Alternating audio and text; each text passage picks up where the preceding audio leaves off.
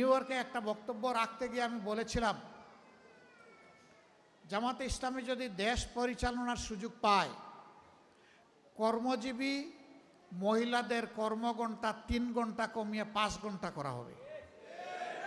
আরে যাই বলছি, বাংলাদেশের বঙ্গোপসাগরে জোয়ার শুরু হয়ে গেছে, চতুর্দিকে সমালোচনার ঝড়। হায় হায়, কি বলল জামাতের আমির সাহেব, এখন তো আর মহিলারা কোনো কাজই পাবে না।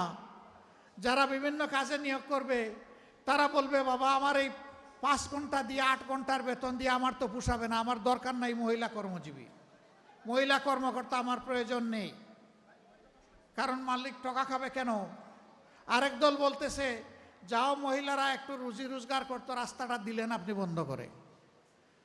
ভাই, একদিনে সব কথা বলা যায় না, বিবেচনা না করে, চিন্তা না করে এই কথা বলি নাই।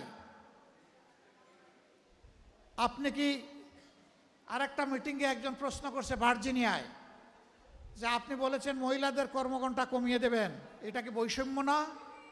আমরা করব 8 ঘন্টা, তারা করবে 5 ঘন্টা। আমি বললাম অবশ্যই বৈষম্য, আসেন দেখি আর কোনো বৈষম্য আছে কিনা। পুরুষরা বাম দিকে বসেছে, মহিলারা ডান দিকে বসেছে।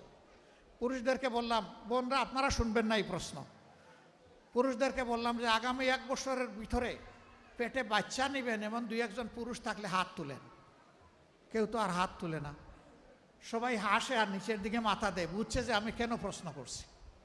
আমি বললাম এটা পারবেন না? কয় না না, এটা পারবো কিভাবে।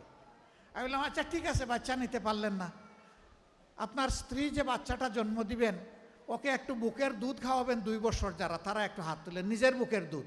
এখন দেখি আবার কেউ হাত তুলে না। আমি বললাম এটাকে বৈষম্য না?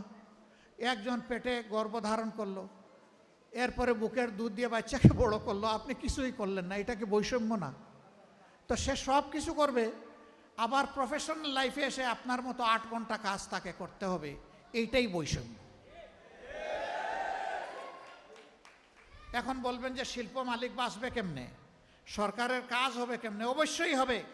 যে জাতি তার মাকে সম্মান করে, আল্লাহ সেই জাতিকে সম্মানিত করেন। চুররা চুরি করে সমাজ থেকে পকেট কেটে লুণ্ঠন করে যেই টাকা নিয়ে যায়, সেই টাকা যদি ফেরত আসে, সেই টাকা যদি সদ্ব্যবহার করা যায়, মায়েকে রানীর মর্যাদায় প্রতিষ্ঠিত করা হবে ইনশাআল্লাহ। কার গায়ে জ্বললো আর কার গায়ে জ্বললো না এটা দেখার সময় আমাদের নেই।